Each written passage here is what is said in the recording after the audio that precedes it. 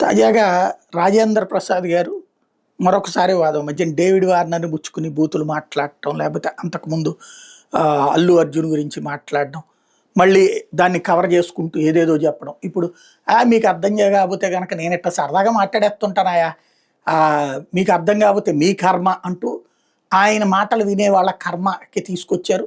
నోరు అదుపులో ఉన్నప్పుడు నువ్వేం మాట్లాడినా తప్పులేదు. మనసులో ఎలాంటి కల్మషం లేకుండా మాట్లాడుతున్నాను.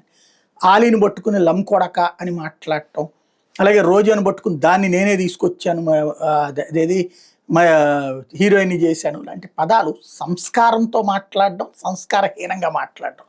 ఈ వయసులో ఇప్పటిదాకా రాజేంద్ర ప్రసాద్ మీద ఉన్న గౌరవాన్ని ఆయనకి ఆయన దూరం చేసుకుంటాడు. అదేమంటే గొప్పగా చెప్పుకుంటున్నటువంటిది భవిష్యత్తులో ఇక వీడు అనే పదం, వీడా అనే పదాన్ని తను అనిపించుకోకుండా ఉంటే చాలు.